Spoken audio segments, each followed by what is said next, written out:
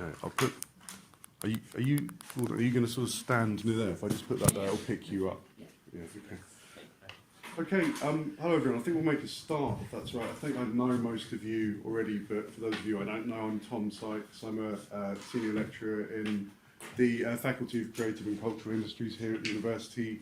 I'm also have for some years written about a range of social and political issues about mostly West Africa and Southeast Asia, but I have a particular interest in the Philippines, which sort of might explain why our guest has come today. I'm very honoured and thrilled to be able to welcome Professor Walden Bello.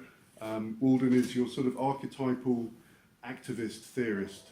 For decades he's been both thinking critically about and campaigning very bravely against all kinds of injustices that have been visited upon what you might call the kind of developing world or the poor world or the third world. Over 40 years and in dozens of books and pamphlets, hundreds of articles, if not thousands of articles, I don't know. Walden has critiqued US imperialism in Vietnam, Latin America, the Middle East, and many other places. He's written about and campaigned against the harmful effects of neoliberal social and economic policies in Thailand, the Philippines, and other societies. He's been very vociferous in his opposition to, or raising awareness about environmental destruction that has been caused in the developing world as a kind of product of a basically unfair and unjust sort of global trade and economic system. More recently, Walden has been focusing on topics such as the one he's going to discuss today, which is the global rise of the far right, which in his analysis very much connects to all the other sorts of phenomena that I've just been talking about and that he's been engaged with over the years. So he's going to talk to you for a little while. Then there will be an opportunity for questions, and we'll probably try to wind up by about sort of 12:30, 12:45. I'm going to have to go quite soon after that because I've got to go to a funeral, which is unfortunate. I'd rather be going on to a happier event, but yes. So please welcome Walden. Thank you.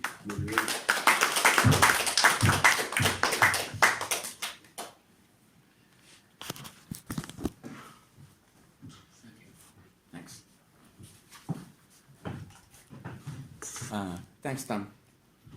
And I'm very happy to be here, and I would just like to say that I'm here because of the invitation of Tom, and also the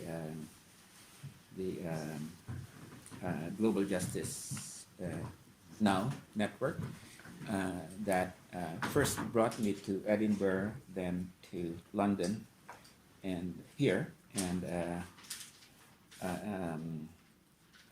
to talk both about the rise of the global right, but also my other book, which we did not bring today, is a book on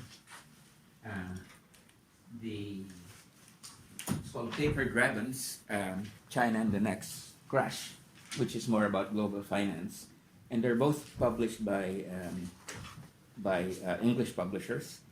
And the one that we're talking about today is Counter-Revolution, the Global Rise of the Far Right. We were supposed to have brought copies, but there was a glitch in coming here. So we will just advertise it later on the second slide during the question and answer. So, can everybody hear me? Or is this... Okay. So the reason I am here in Portsmouth today is to distract you from your overwhelming preoccupation with Brexit and call your attention to the fact that there are other problems in the world. I would just like to say that about 90% of the news that comes out of Europe these days to us in the rest of the world is about the vicissitudes of Brexit. And 90% of the televised images about Brexit shows fiery rhetoric, cursing, insults, and the gnashing of teeth in the British Parliament, where so far, though, daggers have not yet been drawn. Um, it's very interesting to watch this, having been in Parliament myself in the Philippines, the House of Representatives, where there's such decorum and courtesy among members, even when they're debating, that it was a pleasant surprise to see that we have far more passionate debates happening in the English Parliament, which probably we should import such tactics to the Philippines. So, for a few hours at least, let me focus your attention from the depressing topic of Brexit to an alarming topic, which is the rise of the far right in the rest of the world. So, the book Counter-Revolution, The Global Rise of the Far Right, was commissioned by the Transnational Institute and the Emancipatory Rural Politics Initiative. The book is largely an exploration of the dynamics of transformative change using the theoretical paradigm of revolution and counter-revolution.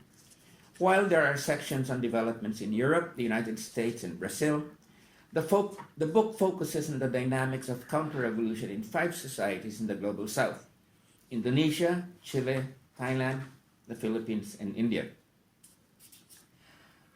There are a few preliminary points I would like to make before I move to the main topic of my talk, which is the democratic dilemma, elections, and the far right. One of them is that I have avoided using the term populism to describe movements of the far right, because populism does not offer any substantive light on the essence, programs, and directions of these movements. Populism is a political style marked by a direct appeal to the people that seeks to mobilize them beyond the channels of institutionalized parliamentary politics. Thus, there are populists of both the left and the right. Instead of populism, I have elected to use to describe these movements of the far right as counter-revolutionary, because the term gives us a much better sense of what drives them. In the book, I look at 2 types of counter-revolutionary movement. The first is the counter-revolution that is a response to a revolution. Revolution being defined here broadly as an insurgent challenge from below, from the lower classes, from the left, to change the social and political regime. This challenge may not be revolutionary, but reformist in its strategy, but it is nevertheless seen as very threatening to the survival of the status quo. In the case studies I take up in the book, the processes that unfolded in fascist Italy in 1920 to 1922, in Indonesia in 1965, Chile in 1970 to 73, and Thailand from 2001 to 2014 fall into this category of counter-revolution. Just very briefly, Indonesia, 65, this was the massacre of over 1 million people because they were tagged as communists by the military that took over. Chile, 70 to 73, I think a number of you probably are familiar. That was the Allende period where Allende was overthrown by the military. Thailand is more recent. We had Thaksin in Thailand, left-wing populist, and the military overthrew him in 2014. Okay, so that's sort of the classical case of a counter-revolution that is a response to an insurgent challenge. Using a counter-revolution paradigm, we can also appreciate the play of various actors. Here, I borrow the great social and diplomatic historian Arno Meyer's classification of the actors of what he calls the, quote, anti-revolutionary triad. The reactionaries who want to bring back the past, the conservatives who may not want to bring back past but defend the status quo, and the counter-revolutionaries.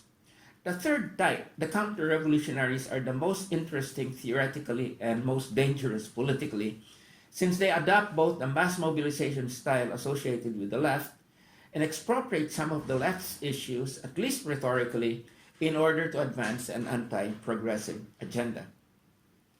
Okay, so that's the first kind of counter-revolution, which is the classic kind of counter-revolution. Now, the second type of counter-revolution explored in the book is the one that is a reaction to not to an insurgent challenge, but to the failure of a paradigm, a framework of rule, to deliver on its promises on the part of groups that had initially put their faith in it. The current manifestations of this kind of counter-revolution are the movements against liberal democracy, both in the global south and the global north. These movements deserve the term counter-revolution because they seek to displace the current dominant liberal democratic regime with an authoritarian form of rule.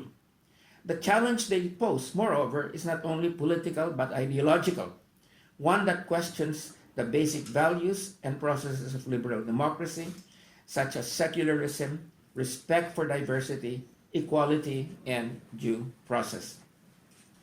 The totalistic challenge posed by this second type of counter-revolution is captured by the words of one very prominent right-wing leader during the 20th century, who said that the movement he belonged to sought to, quote, erase 1789 from history, unquote. That is, erase the seminal French Revolution from history. Now, while unlike Joseph Goebbels, they may not have phrases that explicitly express their hatred and contempt for liberal democracy, the actions of Rodrigo Duterte of the Philippines and Narendra Modi of India, the two figures we will be discussing here tonight, carry the same message. The last preliminary point I would like to make is that in both kinds of counter-revolution, the middle class plays a central role. The middle class is the great understudied class in sociology, its role often being reduced to that of reacting to the initiatives of the lower classes led by the left or to the initiatives of the elites. In fact, the behavior of the middle class has a dynamic of its own, and it displays agency, especially in periods of flux when it feels that its interests are threatened. Having made these preliminary points, let me now move to my main topic, which is to analyze a recent development in two of the countries discussed in the book, the Philippines and India, that are both theoretically interesting and politically alarming. What I'd like to focus on is how and why democratic elections are, paradoxically, eroding what had been regarded as two of the most solidly liberal democratic systems in the global south, the Philippines and India. Overall, the national elections held earlier this year in both countries were relatively free and fair, as even the opposition and international observers conceded, albeit grudgingly. Yet, in both countries, the results are likely to provide momentum towards the concentration of power in the hands of authoritarian personalities. Let's begin with the Philippines. President Rodrigo Duterte, the man on the left, was not running for office, but everyone knew that the May 13, 2019 election was a referendum on his 3 years in office. If it were politics as usual in the Philippines, the president's record could have done him and his favored candidates for the Senate much damage. The worst inflation in nearly a decade, kowtowing to China, credible charges of hidden wealth, a penchant for misogynistic, anti-women comments, a provocative anti-clerical attitude in an overwhelmingly Catholic country, intimidating the press, imprisoning or ousting from office vocal opponents, and perhaps most seriously, over 20,000 deaths in 3 years, a large number owing to extrajudicial execution by the police in his war on drugs. But it is not politics as usual in the Philippines. At the time of the elections, Duterte had an astonishing 81% approval rating, and the results of the elections drove this home. His favored candidates and allies captured all 12 of the senatorial seats at stake. Not since the late 1980s had the opposition been completely shut out in a Senate race. As the results poured in on election night, it became clear that Duterte, warts and all, had been given an overwhelming mandate by the electorate, making him the most powerful person to occupy the presidency since Ferdinand Marcos. Since electoral fraud wasn't a credible explanation for the results, some political commentators elected to blame the voters. And I quote, "We have most of the voters to blame for it," unquote, wrote one prominent journalist critical of Duterte. Quote, "They are the millions who approve of mass killings, who are indifferent to the violations of human rights, who despise intelligence and who never read a book. They disparage democracy without knowing what it is and approve of tyranny because they can't tell the difference," unquote. If the writer were a conservative intellectual, I would not have given his comments a second thought. But he was a well-known man of the left, who had previously written about the masses being the agents of history. His words reminded me of the thesis of Daniel Goldhagen's controversial book, Hitler's Willing Executioners, that ordinary Germans were complicit in Hitler's crimes because they knew full well what was going on and they approved of it. But let us move to India. In contrast to Duterte, who had an astonishingly high approval rating, despite the existence of many problems faced by the Philippines, things did not seem as auspicious for Narendra Modi and the ruling Hindu nationalist BJP at the beginning of the 6-week-long electoral process in India in April. The annual growth rate was down to 5.8%. The economic crisis triggered by demonetization, that is, the sudden withdrawal from circulation of 501,000 rupee notes, which represented 86% of the value of circulating currency, was not over. Farmers' marches reminded the country of the crisis of agriculture, and violence spawned by an aggressive Hindu nationalism had become commonplace. Yet, after the votes were counted, the whole country was stupefied. The BJP had expanded its majority to 303 seats, 20 more than its 2014 tally.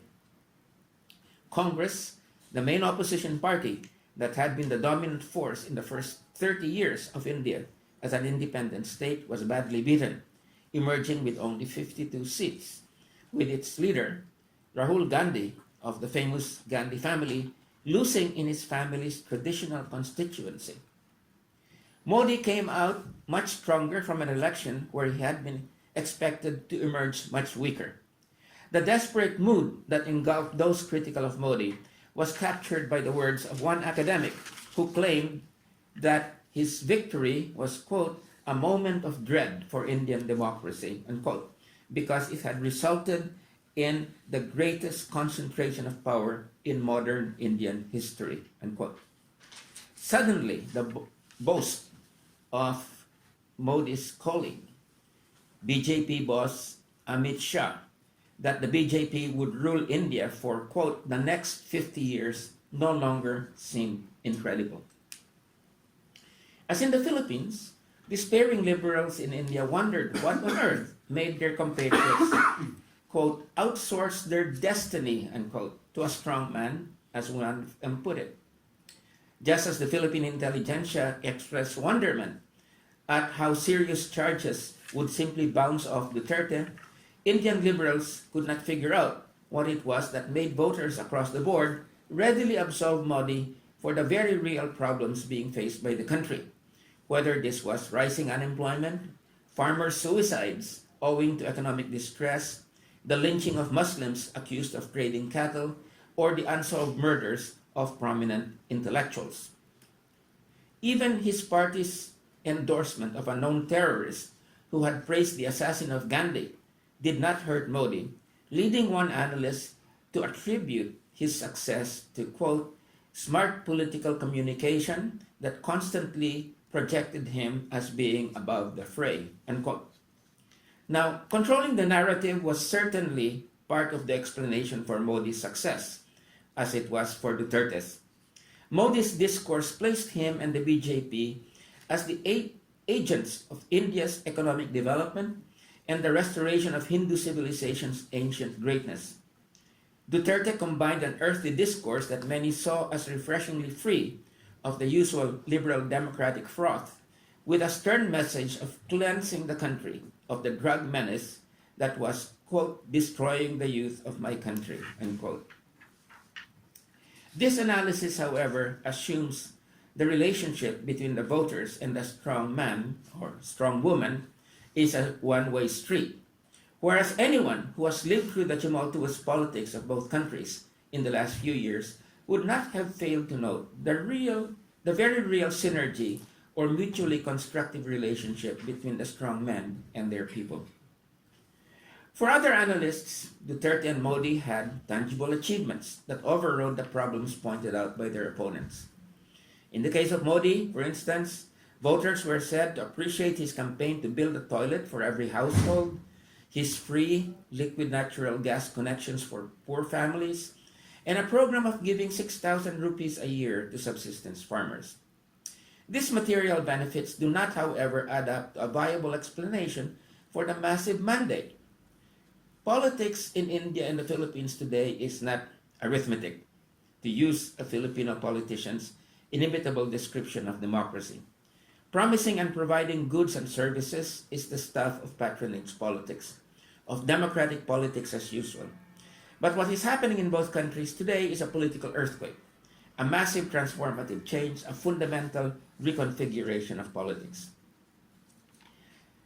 At the epicenter of this earthquake is a discontented citizenry, and it is as much an agent of change as the unorthodox personalities that have found a way to unlock its swirling passions. And in this connection, I would just like to quote George Orwell in an essay that he wrote in 1940. And he said, and I quote, "Fascist leaders only appear when the psychological need for them exists," unquote. The focus of citizens' discontent in both countries is a system of liberal democracy that has simply not delivered on its promises. Let me quote Pankaj Mishra, a prominent secular intellectual, and I quote, "India is a grotesquely unequal society. A great majority of Indians forced to inhabit the vast gap between a glossy democratic ideal and a squalid democratic reality have long stored up deep feelings of injury, weakness, inferiority, degradation, inadequacy, and envy. This stem from defeats or humiliation suffered at the hands of those of higher status than themselves in a rigid hierarchy," unquote. This could very well be a description of 21st century Philippines as well. It is the explosive synergy between a deeply disaffected citizenry and a political personality who has captured their imagination and on whom they have rested their dreams and aspirations for the future that today drives politics in both countries. It is perhaps easier to understand this dynamic in the case of Modi, who unites a dynamic personality to an aggressive ideology of wounded but assertive nationalism that has tapped into a country's feeling of pride and shame, deep disappointment, and persistent hope. Yet, Duterte is, in his own way, a magnetic personality, bringing together a tough law and order stance, a discourse that is deliberately politically incorrect, and the image of, quote-unquote, the Punisher, who has what it takes to tame the exploitative elites and discipline a people that famously regard themselves as rowdy and undisciplined.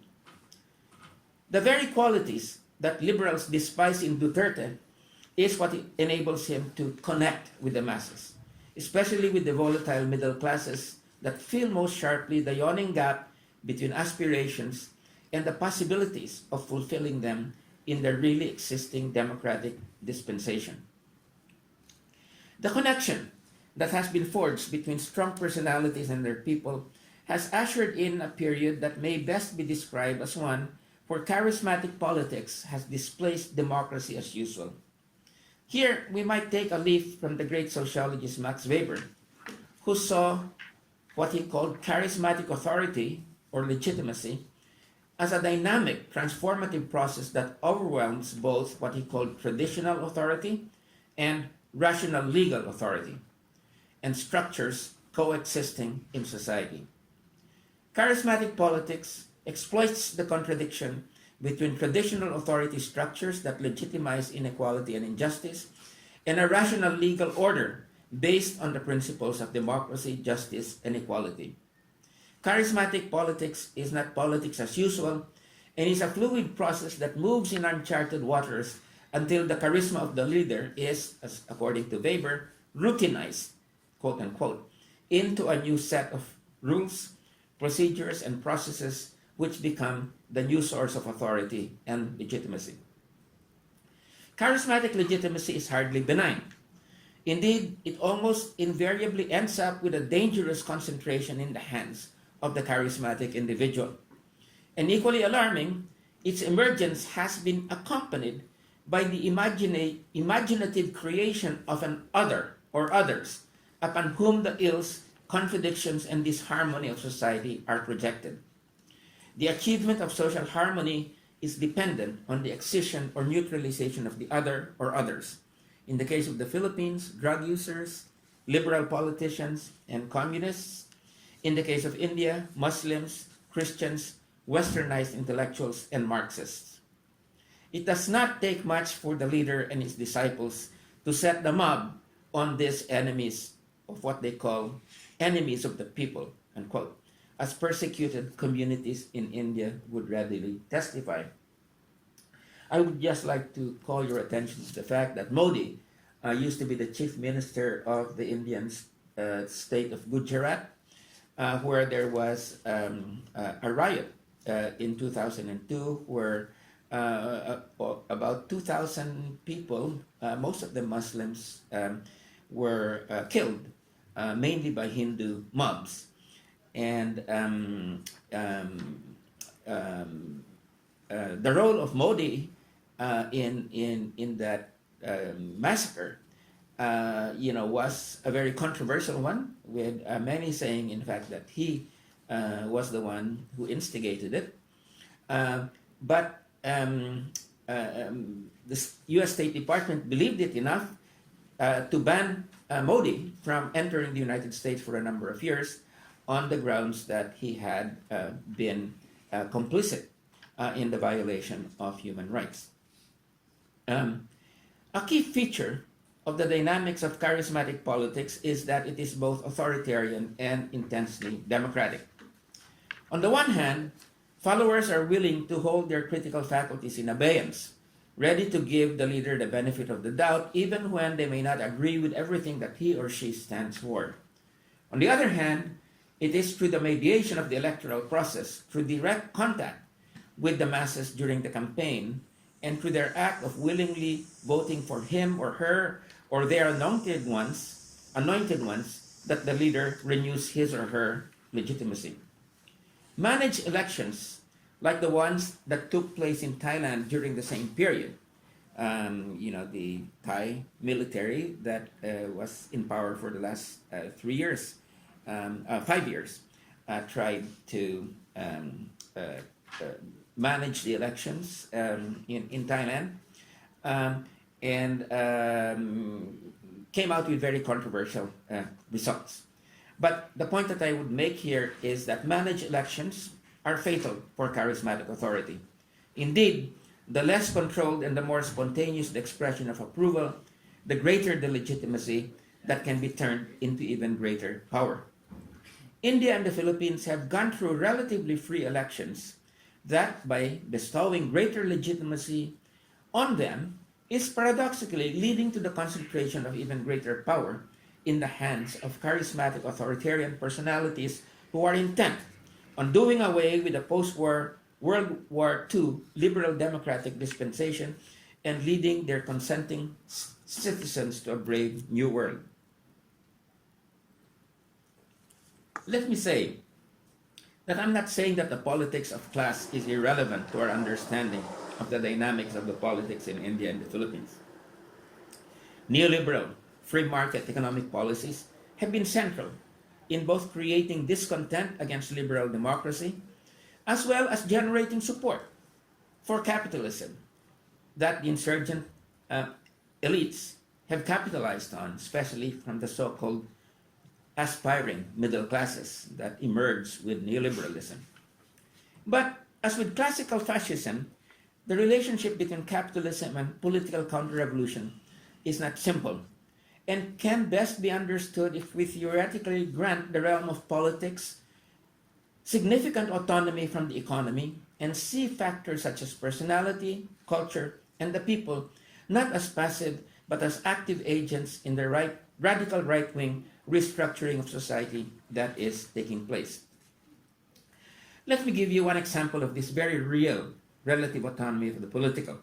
The social and economic elites have congregated around Duterte, not only because he is seen as supportive of their interests, but also because they fear that the charismatic authority that he has can also be used to discipline them and dismantle their economic empires. This is indeed the reason why some progressives and former progressives back Duterte. Despite his accommodation with the elites currently, they still hope that he will turn the power of the state against them, a hope that is nurtured by his high-profile firing of some members of the cabinet accused of corruption. Like Hitler, Mussolini, Orban, Trump, Le Pen, and other far-right personalities, Duterte and Modi have arrived at some accommodation with the economic elites, but they are not servants of the latter. Now, I do not think we have time to compare the features of the far-right movements in the north with those of in the south, nor do we have time to tackle the very important task of discussing how we are to counter the new authoritarianism. Maybe we can discuss urgent questions like this more at length in the question and answer period. Let me just say in this connection that there must be no retreat from our aggressive defense of human rights, due process, and democratic rights that are under assault. But we cannot just be defensive. We must have an alternative to counter the seductive, simplistic, and dangerous visions of the far right. In this regard, let me quote President Duterte's fiercest critic, the jailed Senator Laila de Lima, which I'm working actively with to get out of prison. And I would just like to quote what she said to illustrate the conjuncture that we face in places like India and the Philippines. She says that the old liberal democracy is a system whose time has passed, but that, quote, the alternative to what she calls Dutertismo still has to be born, unquote. And until then, the people will continue to be entranced by Duterte. It is important to fully understand and appreciate the dynamics of Dutertismo, Hindu nationalism, and other far-right movements, and not reduce their hegemony to a simple question of people being manipulated or brainwashed if we are to meet the urgent challenge of coming up with a viable antidote to them. So, thank you very much for bearing with me for the last 30 minutes, and I hope we can discuss and deepen some of these points, maybe even contradict them in the question and answer period. Thank you.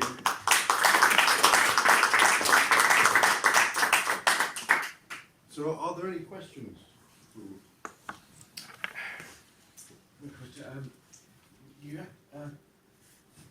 Can you identify yourself?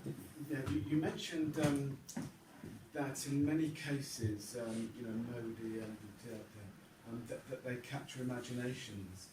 I actually wonder whether it's emotions that they capture, and they all seem to have this this same methodology of what I call strobe lighting, which is often based on lies, but it's a good example would be Boris Johnson's, £1 billion a month, in terms of payment to the EU.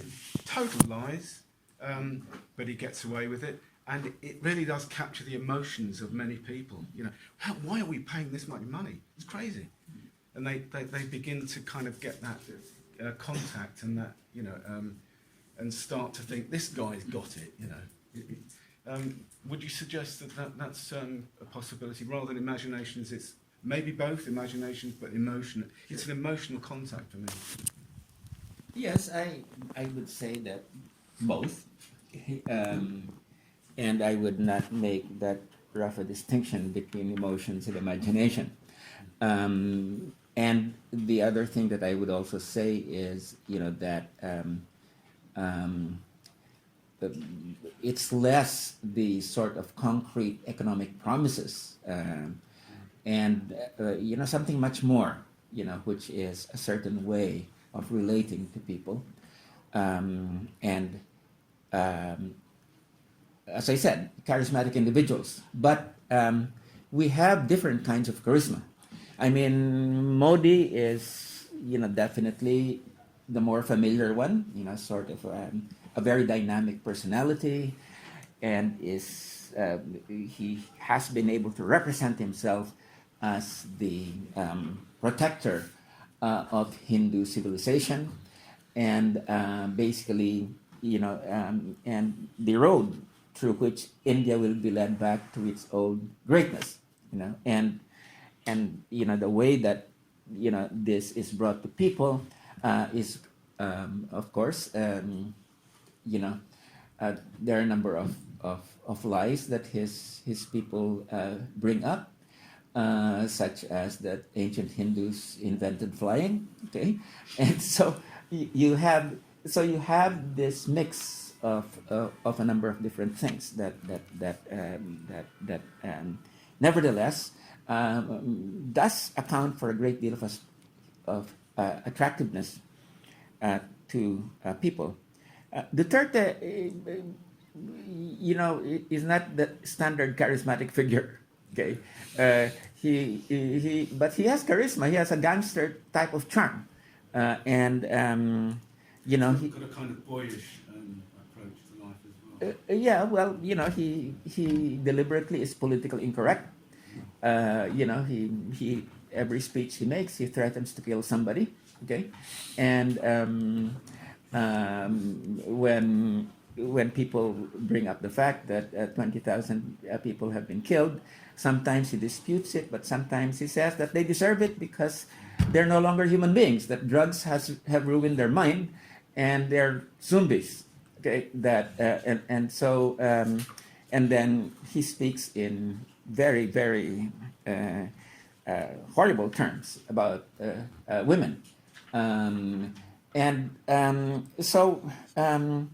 this gangster charm, and a sense that somehow there's an appeal to people that, oh my God, he's cleaning up the streets. Maybe this is the same thing that he would bring to dealing with corruption, which bothers Filipinos a lot, and disciplining the elites. So basically, people see that this approach, the strong person of a guy who's willing to not give you the old hypocritical rhetoric, becomes, interestingly enough, very liberating, because what we had in the Philippines was, since 1986, we had the sanctification of a liberal democratic constitution that you would say probably is the model UN constitution. Okay, empowerment, equality, and everything else. But then the way that constitution, the paeans to democracy and this and this and that would be repeated by politicians all across the board every year. Okay, was broken by Duterte, who basically says that's all bullshit. That says, and so that he became deliberately incorrect in the process, including making fun of due process and saying, for instance, in his speeches, said it several times, if ever you guys, the policemen, are brought to court and you're convicted of extrajudicial execution, don't worry, because I will free you so that you can go after the people who brought you to court. And people clap at that instant. So there's that sort of dynamic in which the politically incorrect is then seen as the anti-hypocritical language, and so there is that gelling of support, that even though his economic policies are neoliberal, that image of being tough and exactly what our rowdy people need is communicated. So you talk to Duterte supporters, and whatever you bring up, okay, they are solid in their support of the guy.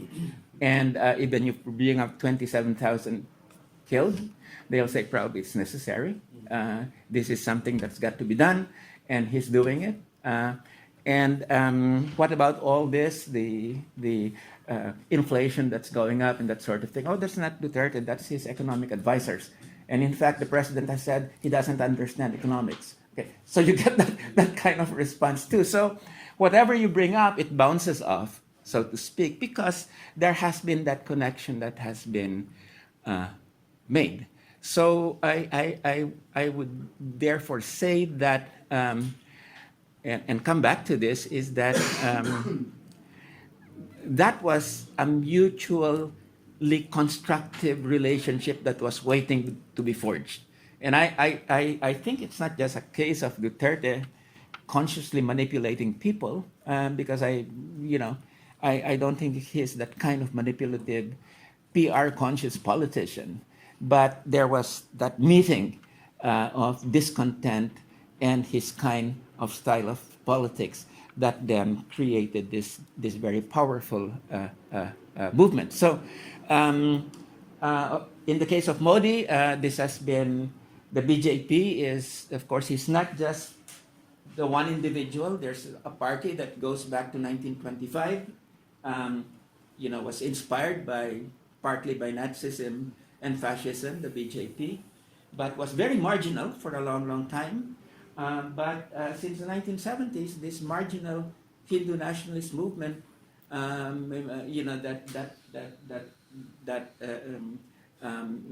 says that the problems of India really stem right back, not just to the British, okay, but it goes way back, to the Muslims coming in. It was the Muslim civilizations that the Muslims that created the great enemy for India's civilization, and so right now the BJP was in fact quite ambivalent about denouncing British imperialism, but when it comes to the Muslims, hey, these are the real enemies. So basically, the secular, democratic, diverse India, ruled by laws that we were familiar with Nehru and Gandhi and even Indira Gandhi, has been totally displaced by this new India, in which democracy is interpreted as the rule of the majority, meaning the cultural and religious majority, which is not exactly what we mean by democracy. So there are similarities and differences between the two, just like I think European far right movements would also have their own particular nuances. Thank you. Can we focus on? Sorry. Can we focus on some of the strategies for cutting through against this solid pact between the charismatic leader and the people? Because a lot of what you said resonates. Every time you mention Modi and Duterte, I think a lot of us think about Trump and Boris Johnson in the West like it's almost on all fours. Common enemy. BJP supporters love Trump because the common enemy is a Muslim. That's a very solid connection. But I mean, if we could spend some time just talking about what you found to be an effective strategy to resist this really solid pact that we see around us, I'd be really interested in effective examples of resistance that have managed to cut through the solid pact that you are describing, which I think we all acknowledge and can see around us. Yes. Okay. Well, first of all, I would just like to note some of the special characteristics in the North, for instance, that so that we don't make overgeneralizations. When it comes to a guy like Trump, for instance, he's very unpopular in the polls. Okay, but he's got this 30% solid support that whatever he does, he can shoot his mother or whatever. There's that 30%, and then there's that 15-20% that sort of don't exactly know what to make of him, but are willing to be persuaded, etc., etc.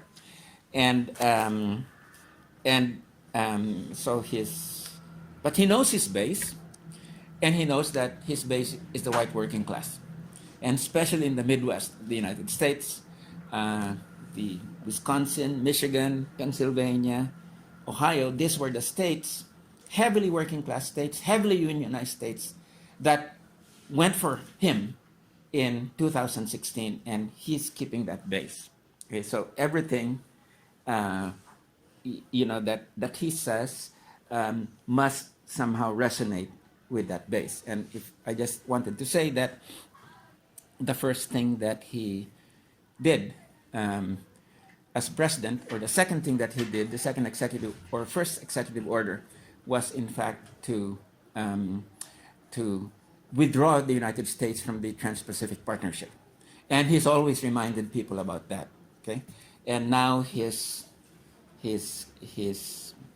what he's projecting right now is, the plight of the United States and the plight of American workers is because of this dirty alliance between China and U.S. transnational corporations that moved to China. So, there's a lot of craziness in that kind of thing, but it's effective, with his base. And he's always going to hang on to that base. In some of the other countries, I think you folks are much more knowledgeable about Britain, and I would not want to sort of give you some of my opinions, because yours are far more formidable. But if you look at in Europe,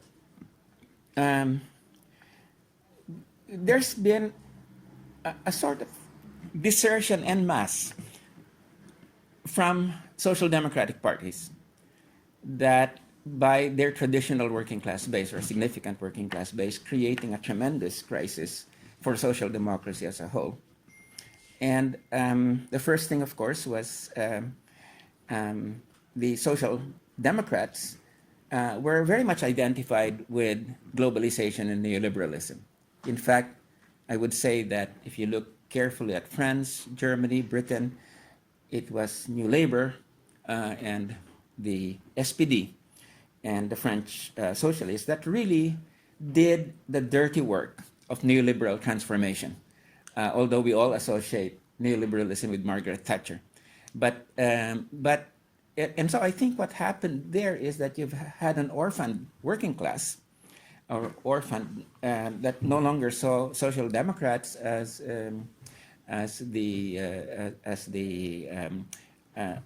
people they can rely on, and that opened up, that created an opening for the right, which has been very successful in so many countries, from the Nordic countries down. And so, and the right-wing formula has been basically, and I don't want to oversimplify it, in a number of these countries, is that the far right has abandoned this traditional doctrinal anti-tax policies, and in fact has now endorsed the welfare state, but in a very clever direction, whereby it's the welfare state, but just for us, for people of the same color, people of the same culture, people who have been here for a long time, and not for all these outsiders. And they've managed to somehow connect both the center right and the center left as willing pawns of immigrants, who are trying to overwhelm Europe. Really fast. Sure. So it's gone to the situation right now. We're coming to your question.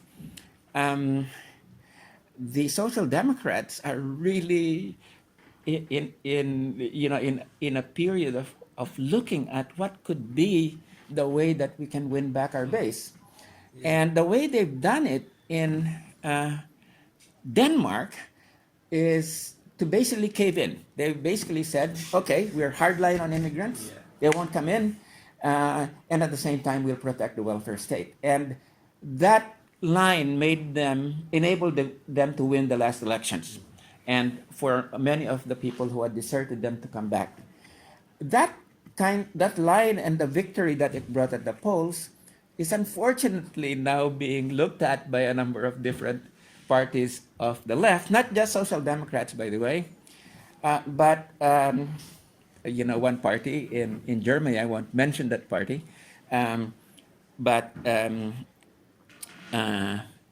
has been looking at it fairly carefully, and maybe there's something here that we can render into a progressive kind of posture, which I think would be quite impossible, because once you basically say that migrants and other people really don't have the same rights as others, then that's really already making a big concession to the right that will inevitably backfire. But coming to this question, therefore, let me just say that I haven't seen an effective counter push so far. But I think the ingredients for that exist, and it's just a question of how we bring them together in an effective way. Well, first of all, I think there must be no compromise when it comes to the defense of democratic rights and due process and human rights. I mean, this is in fact, I would say that an aggressive defense is really very important at this point, that they're under assault. I mean, there's no question about that. And trying to soften your message, in fact, creates even more problems for you. We saw in the last elections in the Philippines, one of the leading candidate of the opposition, in fact, toned down his espousal of human rights and criticism of human rights by Duterte. He didn't talk too much about due process. He says that he was willing to work with the president, and that between them they could create a really dynamic economy. And he was completely blasted out in the elections. So that was basically part of the reason the opposition did so badly, was that it didn't stand up for its principles. Although, who would have known what would have happened. Secondly is, I think we must really be able to provide a vision of democracy that is very, very distinct from the liberal democracy that is in crisis. And I think the reality, we have to put real equality and real empowerment at the very center of things, and not just rhetorically, but that would really distinguish what we're all about. Now, whether you call that socialism or social democracy or whatever else, I think we can't be seen as advocating a return to a failed model. And one very interesting development, of course, is that in the United States, people are talking about socialism again in very positive ways. I'm not too sure about Europe, but the old Cold War generation's gone, so socialism now has positive connotations. Representative Ocasio-Cortez and others are basically not afraid of, in fact, seeing that they are socialists. But I think what they are after is not so much the label, but trying to have this vision of a substantively egalitarian system. And I think to a great extent they're succeeding, especially with the younger people. The third thing I would say is I think we really need to invigorate the democratic front with the dynamism of those movements that are still on the ascendant. And I would say in particular the women's movement. The women's movement has so much energy all over, both in the global south and the global north. And I think it must really play a leading role in this movement, especially since many of these guys and movements are very patriarchal in their politics. And finally, I think it would be really important to find those issues that bring people together rather than push them apart. And I think here the climate, the climate movement, climate justice movement has a lot of potential in this because climate change threatens everybody. And I think it's very difficult for right-wing leaders like Trump to continue to deny that this is there. And I think to use the climate both defensively and offensively to be able to expose a number of these people who basically would like to just deny that it exists. So, and when I was in Germany, people kept on talking about, wow, we now have new possibilities because the biggest gainers in the last European elections, at least when it comes to Germany, were the Greens. And their interpretation of this was the traditional working class parties really had not been able to mobilize the same kind of support, but people were looking for some of these issues that would create a big tent. And this is why they had all this support for the Greens. So that what's happening right now, according to them, is that the center right and the center left are weakening, and what's happening is that the future of conflict is going to be between the Greens and the far right, and that's in fact the way it seems to be moving in Germany at this point in time.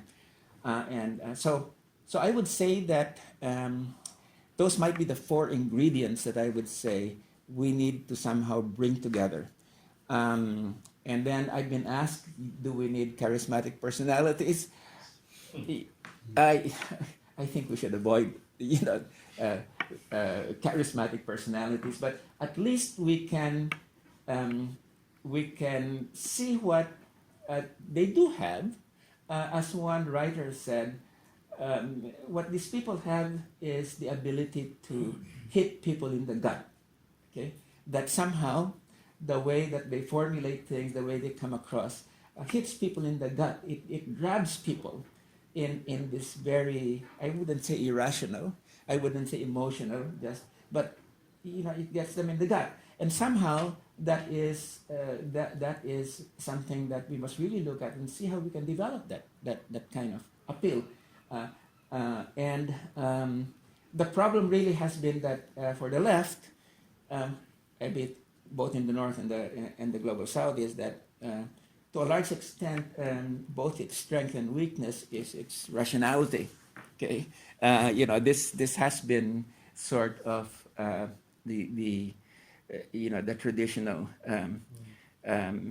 strength and weakness of the left, and somehow we must be able to, in a good way, in a progressive way, appeal to imagination and to emotion, and bring that back to infuse our visions, So that's really a tall order. I wish I could say that there is a movement that's doing well at this point in time, but I think it's a challenge that we really have to meet. I think Alan, sorry, I saw him trying to be fair about this and get people in who I saw early on. So, and if you don't mind me just moving around, I'm trying to catch people on my recording device. Is that a yes, Tom? It is a yes. Okay. Thank you, Professor Bello. Very interesting, broad-reaching political analysis. I want to draw back to the social democratic parties of Europe, which you say have got some responsibility for neoliberalism. with that, which I largely agree with. And I think that's because they are what I would describe reformist parties. That is, they have a complicity to want to sustain capitalism. And therein lies the difficulty and their demise. But it's interesting we haven't come on to Corbyn, because I think Corbyn is representing a different strain of politics in that he's presenting policies which are of interest to the working class, to their economic interest. Green New Deal, scrapping universal credit, a whole raft of it. I'm not from the Labour Party, but I think that there is something distinctive there about what is going on with 500,000 people in the Labour Party in this country. It seems to be a distinction from what you generally describe, and I agree with, the demise of social democratic parties in Europe. I'm very pleased you mentioned climate change, because I also feel that that is a potential game changer. And we're going to see in London the second rebellion coming up on Monday. And if any trade unionists are in the room would like to go up to London, I have leaflets for a low-value coach, £10 of your wage, you look like you're all waged, £5 if you're unwaged. And I also have a petition calling for free buses in Portsmouth. And if you've not yet had a chance to sign that, I'd very welcome if you did. Thank you. Thank you. Do you want to respond to that, Walden? Yes, I don't know if you know much about the British Labour Party at the moment. Well, I Jerry have tried to Corbyn. follow. You mentioned Sanders in the US, and there's a Yeah. similar movement going on Sure. here, perhaps. You could argue.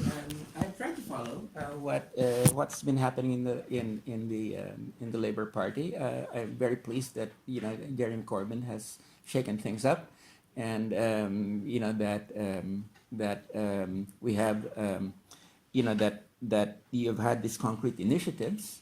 That is trying to define in a very practical way, what real social democracy should be or real socialism should be, and I think that kind of real taking on of the challenge and moving away from New Labour and the Third Way, which was a disaster, for Labour. I think that certainly I will continue to follow that very closely. I know Jeremy. We were both in anti-Iraq demonstrations together in Lebanon and sort of that, and but that was when he was still a marginal personality. Okay, so now he's gotten right there. So so it would be very interesting to find ways to continue to support him. The other one that in Europe is making waves is in Portugal. That we have a situation whereby the parties of the left have united and to be able to oppose the very harsh demands of the Troika, the European Central Bank, the IMF, and the European Commission. And basically what people say is to, in fact, this is sort of a, not only a defensive but a positive strategy, and are hoping that, in fact, the next elections don't give the Social Democrats too much of a majority, so that they will be tempted to abandon the coalition with other forces in the left that people feel has really brought a space for real, progressive politics and initiatives at this point in time. So I wish I could speak more about it, but certainly Portugal is worth looking at. I know Hilary Wainwright has written in Red Pepper an article on remain. I think it's titled "Remain and Reform," and I think she was doing it for Corbyn. She's part of the sort of economic brain trust of Corbyn. So yes, so I think with your sentiments, I fully agree. Yes. We know that here the press is controlled owned by millionaires, billionaires, and that the role of organisations like Cambridge Analytica in influencing social media messages has been absolutely crucial. So does that apply also in the Philippines? And do you think there's much we can do about that? I don't Well, know. well, let me answer first of all with respect to the Philippines. Well, I think that the traditional media in the Philippines in the beginning were not supporters of Duterte. Because Duterte was sort of an insurgent challenger and in the beginning. But they've come around to supporting Duterte. And there's only one really reliable news network at this point called Rappler that Duterte is trying to shut down. And, I'm part of Rappler. But the big news media have become, rather than enthusiastically supporting him, I would say they've accommodated him. And they will tailor their editorial policies to accommodate him. And I think, again, I brought up this big fear because he's not their pawn. And they realize that he could very well dismantle their empires. So, one of the big empires is run by a guy named Manny Pangilinan, who initially said something bad about Duterte once he became president, and Duterte basically warned him that you say that thing again, you're gonna suffer. I mean, not in so many words. And now he's become a willing accomplice of the regime. The same thing with the largest television network, ABS-CBN. They have had to walk a fine line because the threat from the government or from Duterte himself that he could make life very difficult for them. So I would say therefore that in the case of the Philippines, the traditional big media have accommodated more than endorsed Duterte. So that's the case. With respect to social media, this is very interesting. Of course, we know that there are trolls, what they call trolls, that these are people who are hired guns that scout scout Facebook and scout Twitter for comments against the president, and then start targeting those people. And some people, basically who've analyzed it, would say, Duterte and Modi are really the products of social media, of the trolls, that they are there because they know how to manipulate the internet. Okay, so let me say, I fully disagree with that. That in fact, yes, there are trolls, but for those who have been engaged in combat, internet combat, you can tell the difference between a troll who's just reading a script and somebody who really is very much of a supporter. And the supporters are extremely passionate. Their logic is oftentimes illogical. Okay, there's a lot of emotionalism that sometimes they can't complete what they're about to say, and it's clear that these people are using the net, are using Facebook in order to find a voice that they feel has not been there for a long time. And in the case of the Philippines, the overseas Filipino workers located all over the world have been the fiercest backers of Duterte, and are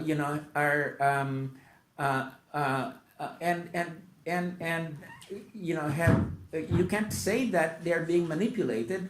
In fact, I would say that they have discovered social media rather than social media has discovered and manipulated them. So I would say that it goes the other way around, the causality, if you will. Okay, but certainly I would not say that people expressing their support for Modi or Duterte on the net are being largely manipulated to do so. I would really disagree with that. That's an easy solution. And why? Just one thing is why overseas Filipino workers? Because this is very clear at this point. Well, it's very clear. I mean, it's not very clear, but it might have to do with the dissonance. Because these are basically people who are middle class, who were educated in the university, but could not find an occupation in the Philippines, could not find jobs in the Philippines to which they could apply their skills. And so they went abroad, found that, and but burning with the resentment really about the absence of opportunity back home. And when Duterte came along, I think he was able to catalyze them. Oh my God, this is the answer to what's been bugging our country for a long time. So they, ever since 2016, when he was being tapped to run, they all came out of the woodwork, and so I think that's really the dynamics of the support for these guys in the social media. Yes. I was just going to say that there's a film on Netflix called The Great Hack, which Yeah. is about Cambridge Analytica and so on, where they discuss having influenced elections, and I can't remember which countries now. No, It's Cambridge Nigeria. Analytica was involved in the Philippines, right? It's got its belief. so. There's Yeah. some allegations about that. that Yeah, are quite credible, I right, think. but By tailoring messages, especially Yeah. sure. the enemy. Yeah. Yeah. But I think that if I really dislike conspiracy theories because I think they move us away from really trying to understand problems. Yes, they might have been involved, but I don't think there's any Filipino analyst that would basically say he was a product of the social media or trolling and that sort of thing. It's much more deep seated than manipulation. It's just like it's the same kind of explanation for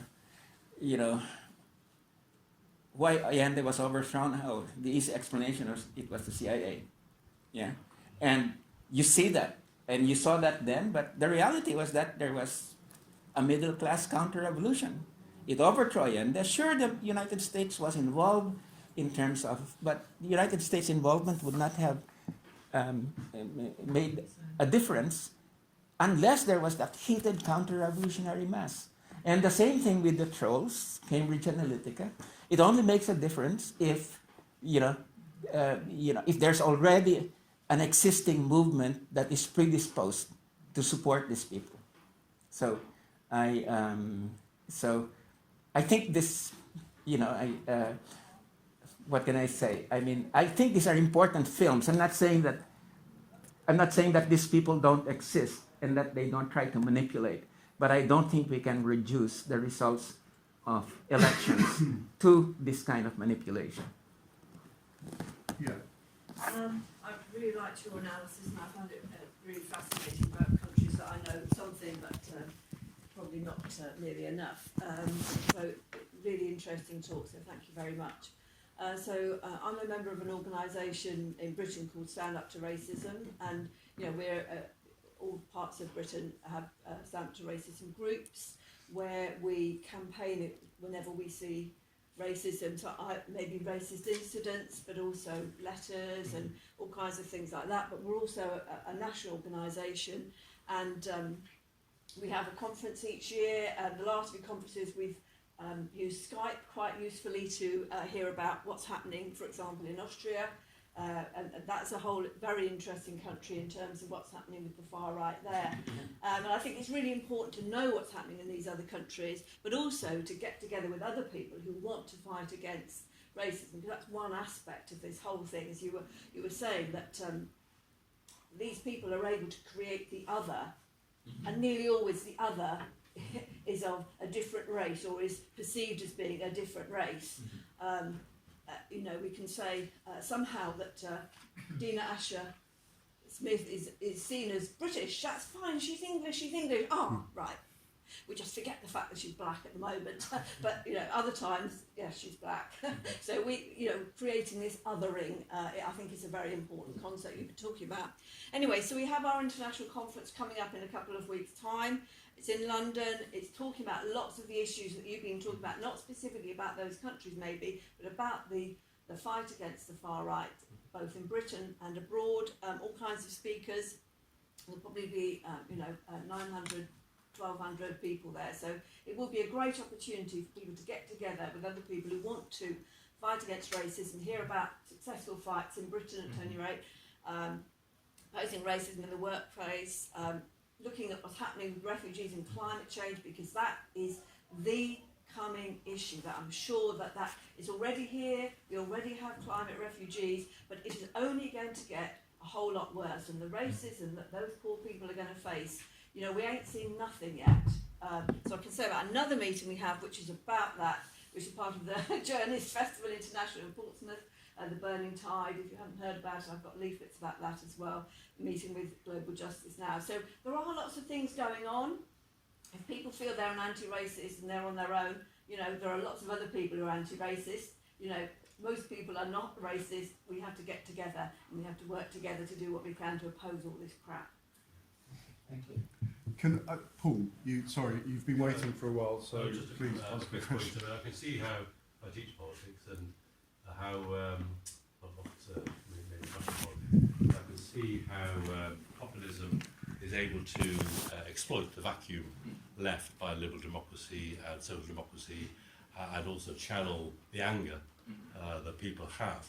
But it's a question I have about populism and the far right is how far is it able to provide a sustainable alternative, and what it has lots of promises, whether it be about Brexit or corruption in the Philippines. What happens when those promises cannot be fulfilled, or there's no coherent alternative economic policy which changes people's lives?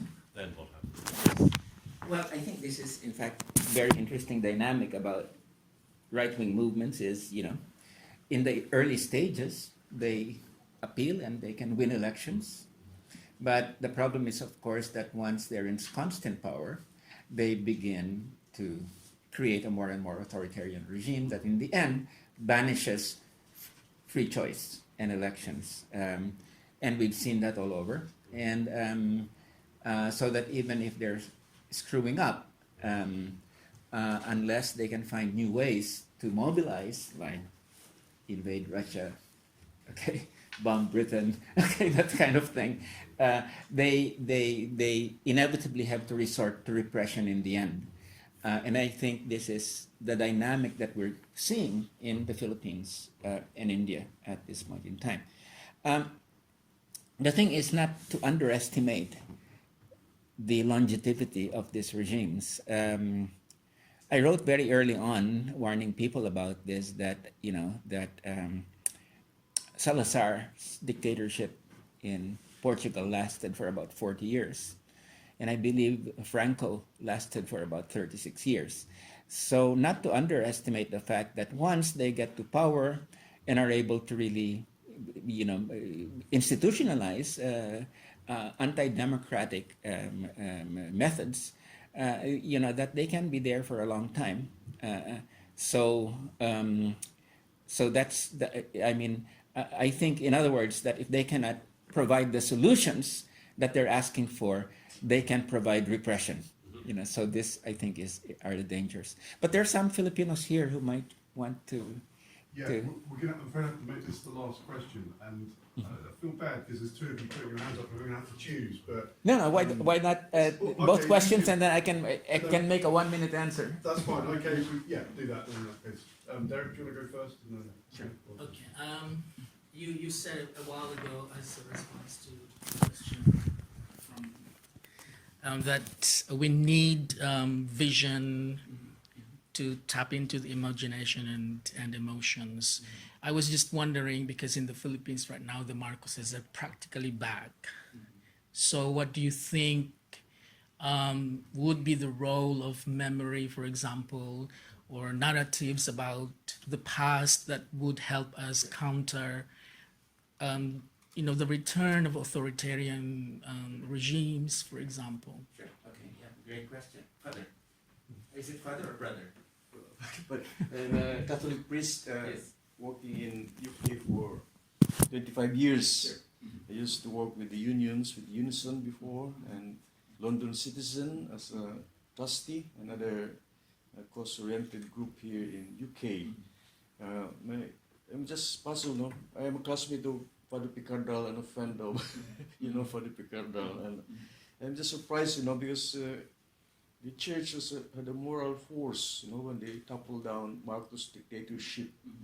But now, I don't know what happened to the Okay. to the church, especially Catholic Church, it's been bombarded by Duterte, kill all the bishops, kill all the priests, and the masses, the ordinary Catholics and religious group, seems to side more with Duterte rather than the moral force of the church, Okay, so quick answer, 30 seconds each, because I realized that Tom You've done this before, has to haven't go you? to a funeral.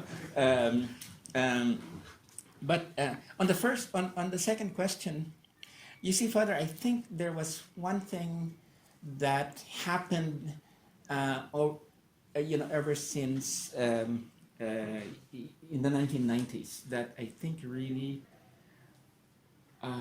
created a terrible problem for the church, because the church invested all its capital, moral capital, in opposing family planning.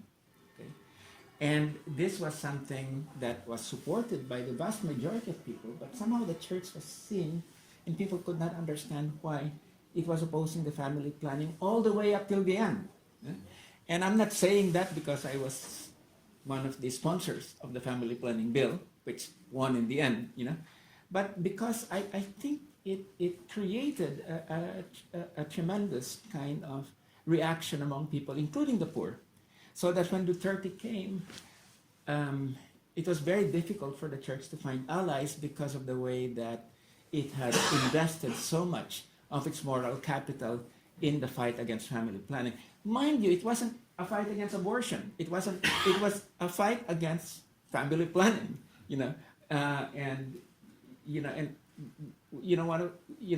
when arguments were being made that condoms don't really work because condoms are unreliable in terms of, whatever.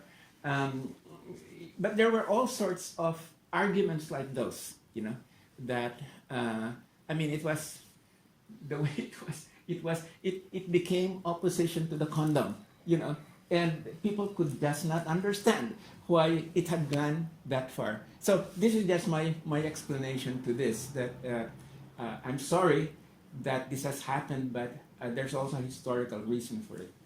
And the second point, I think that there is a problem in terms of memory, and part of the problem with the post-Marcos regime is that they did not institutionalize an educational system where they would put the atrocities of the Marcos period as something that children would be exposed to, and explanation for that. Why they did not do this, we can't go into the reason for that. But the first item for education for about Marcos was in fact in a bill that, I'm not saying I authored all these bills, right? But in fact, it was true. It was in 2013 the first human rights bill that had an educational component, about educating people around the Marcos period. It was just in 2013 that it was passed. However, if you ask me if that institutionalization of teaching about the martial law period, would that have been sufficient? I don't know. I think you're talking about a whole new generation, and as we all know, generations do tend to fight, and my own sense about the way that the Marcos people have been able to come back with an appeal to the younger generation.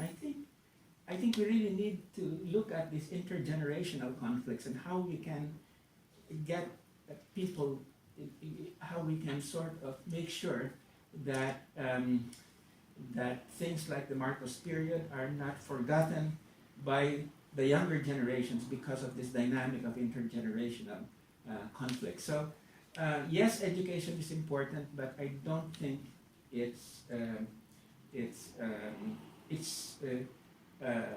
sufficient. I mean, there has to be something more that really looks at the social psychology of generations. Again, you know,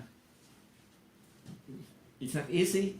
You know, there's a complexity to this whole thing, but I think it's really important to understand this complexity if we are to create real movements and that lead us to the future and against these people. And this ends with a promotion of the book. I'm sorry I could not bring a copy of the book here because some people forgot to get it to me yesterday night.